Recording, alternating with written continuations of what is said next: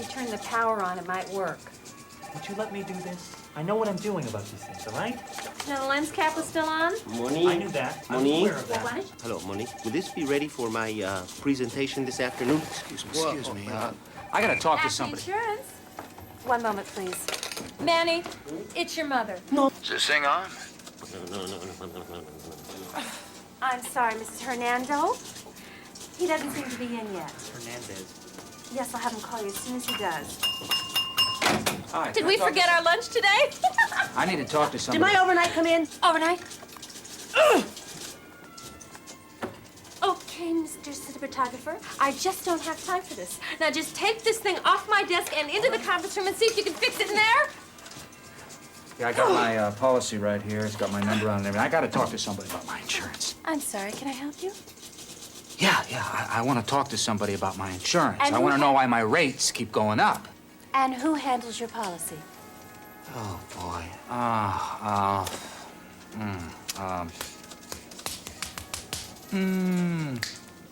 I usually talk to a Monique on the phone.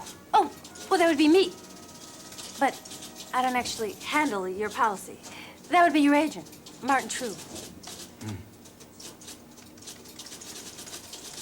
So can I talk to him? Oh, I'll see if I can get him on the intercom for you. Okay. Marty, there's a gentleman out here who would like to talk about his automobile policy. Because my rates are too high. I'll send him right in. You can go right in. Hey, where are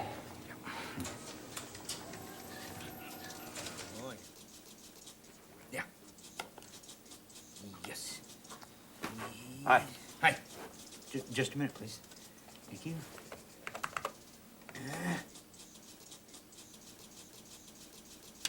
Hi, Mr. Loudon.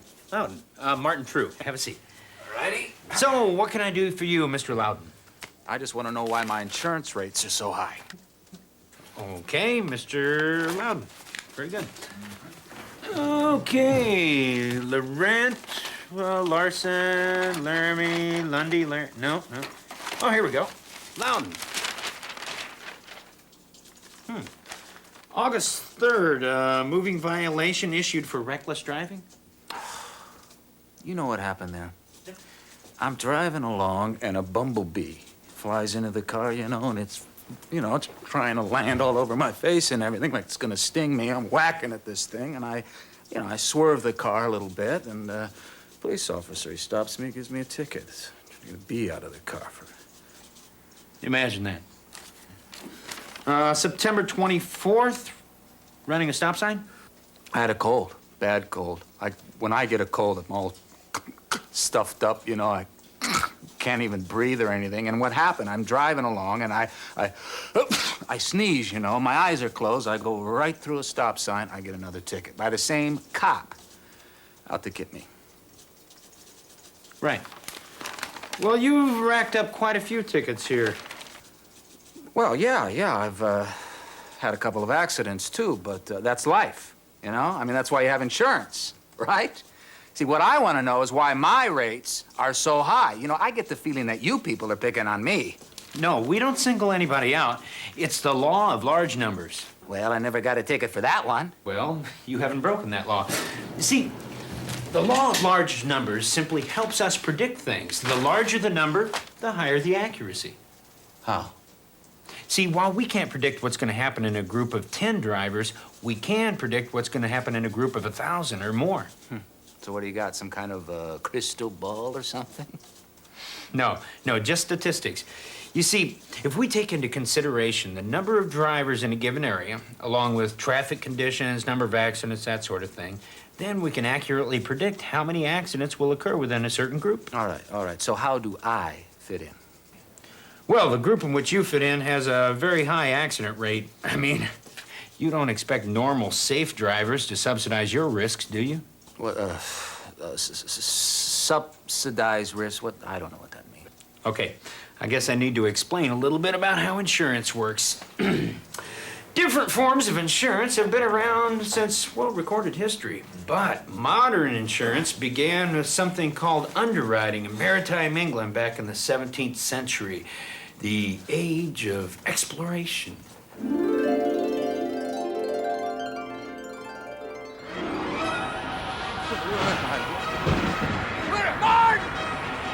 You see, all kinds of perils were confronted by the ships in those days.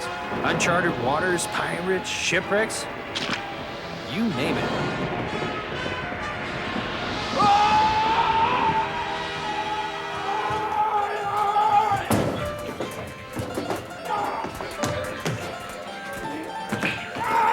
And the owners of the ships were eager to share the risks of ocean-going voyages by allowing merchants to put up money towards the ship's voyage.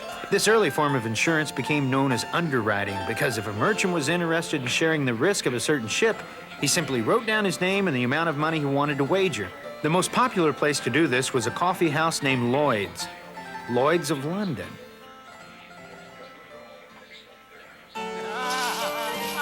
Now, if the ship returned safely with its cargo of spices and gold, everyone shared in the profits. However, if the ship perished, the losses were spread between all parties involved. More modern forms of insurance evolved here in America when our country was just being formed. You, of course, know Benjamin Franklin is one of our founding fathers and is a famous inventor. But did you know that Benjamin Franklin was also one of the inventors of what's become modern-day insurance? So, as you can see, insurance has played a very important role in history. Hey, still with me? Whoa. Okay. Yeah, insurance is a real interesting background. But what I want to know is how does Ben Franklin affect my car insurance? Well, just consider it an example of risk control. See, in Franklin's day, fires caused by lightning were a serious threat. And Franklin's little escapade with a kite did more than discover electricity. By introducing a lightning rod, he was able to reduce the threat of fire caused by lightning. See, risk is avoided or reduced or controlled in many different ways. Whoa. Spare me another history lesson. Please, I don't want to go anywhere. All I want to know is what this has got to do with me and my car insurance, okay? It doesn't have to be a lightning rod. See, in your case, it could be safety belts, a bumper, headlights. Could be where you drive, too. See, the farmer who drives his truck a few miles into town once a week doesn't face the same risks as someone who has to commute into the city on an expressway every day. Okay. Here, let's take your situation, for example. You drive a big block modified V8 custom chrome Pontiac. Ah, you better believe it. That's my baby. You know, I built it up from scratch. I took a 67 Hemi and I bored it out to a 454 dual quads. Oh, that mama can fly. And you commute 53 miles every day into the highest accident rate area in the city. So? So, that, along with your driving record, puts you in the highest risk group we can afford to insure. That's why your rates are what they are. Great. So I'm doomed. No, that's where risk control comes in. That'll probably raise my rates, too. Not at all. See, risk control means things you can do to reduce the risk in your life. I mean, you could quit smoking, for example. Well, yeah, I've been meaning to stop, you know. Well, I didn't say it was going to be easy. You could become a better driver, although it's going to take quite a while for this record to clear up. Yeah, well, I'm not going to drive around in a go-kart. That's life. I mean, you make choices, you take chances, but you have to be in control of your actions. And that's where risk control fits in. Well, sounds pretty simple. Not always. You see, sometimes risk can't be avoided. That's why we have insurance. I mean, you can't just lock yourself up in your room all day long to avoid any potential risk. Let's take driving, for instance. The risk of an accident, no matter how small, is always there. But the level of risk depends on where you drive, how far, how fast, the climate, traffic conditions, your driving habits, whether you're wearing a safety belt, whether you're not wearing a safety belt, whether you have auto insurance or not. You starting to get the picture? Yeah, okay, I do. You got all these big laws and large numbers in regard to risk control, but what I want to know is why can't everybody pay the same rates? See, that's what I don't think is fair. We have a little game on fairness. Want to play? Well, It'll be a lot of fun. okay, Okay. Okay. Monique, could we have everyone in the conference room for the game? Yes.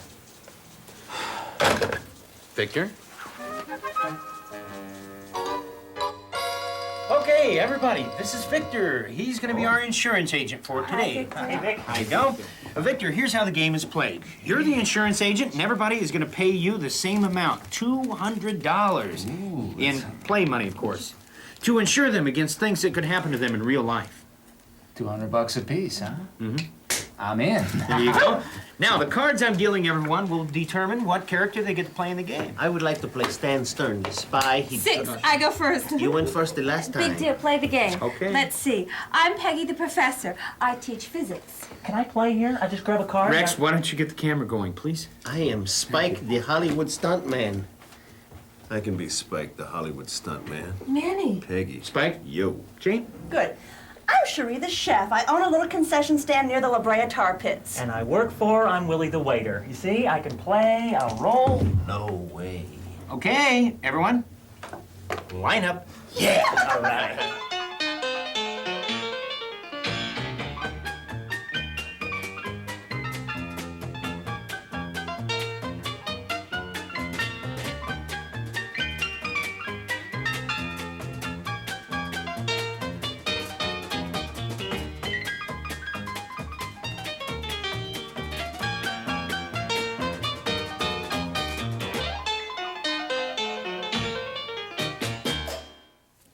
Okay.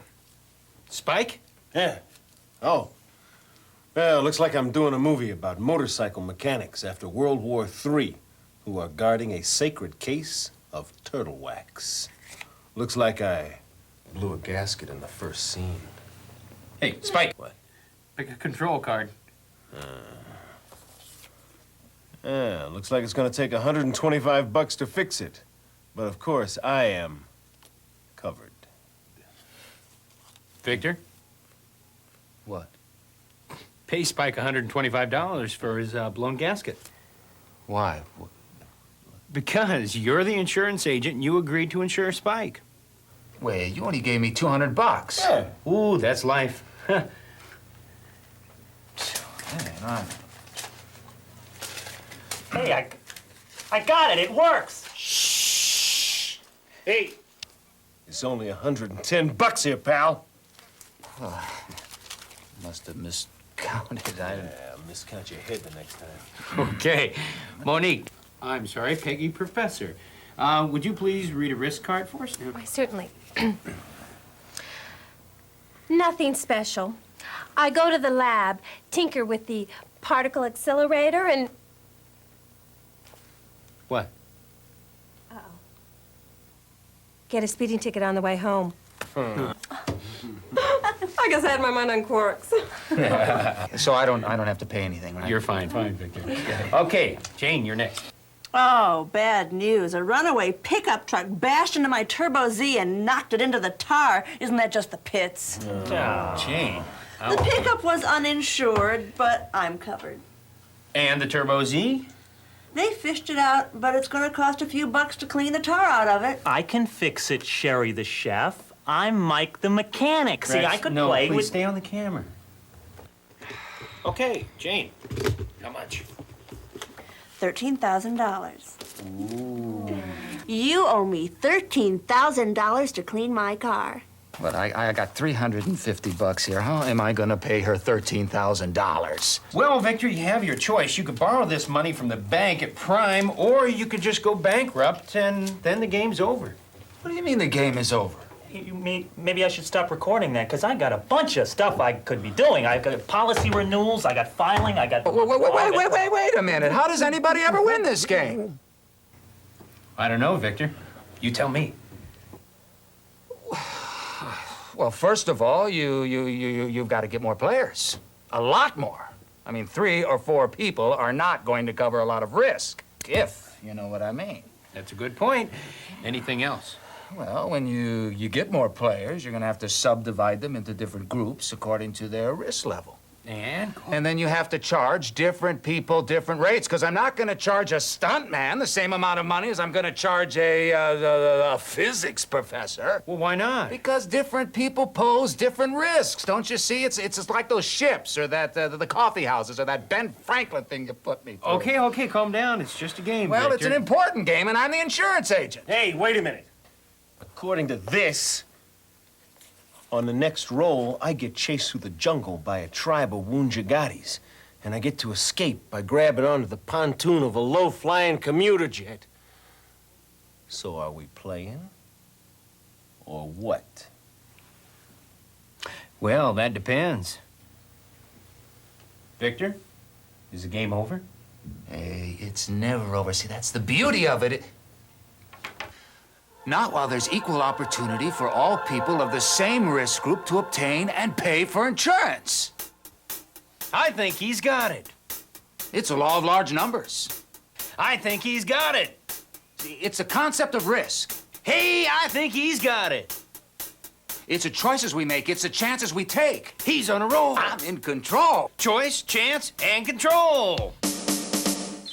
Whether you're walking or driving a car, toting a briefcase or playing guitar, every choice in life is a chance you take. so be in control of the decisions you make. Choice, chance, and control. You face all three to reach your goal. Choice, chance, and control. Don't stop him now, he's on a roll. Choice is the way I decide to cut my hair.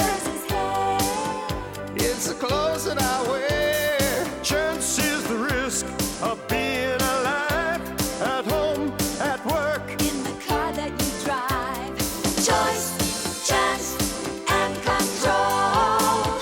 This guy can rock, this guy can roll. Control is the wheel, the gas and the brakes. It's how he handles the risk that he takes. So know these three words, whoever you are. Choice, chance, and control, and sure you'll go far. Choice, chance, and control. You face all three to reach your goal. Choice, chance, and control. This guy's got rhythm, this guy's got soul. Yo, Acme Insurance. Hello, Mama. No, I didn't call because I have been busy. Chevy or Rolls Royce. You make the choice, Walk, run, or dance. you take the chance. Take half or take whole. That's life, you're in control. Choice, chance, and control.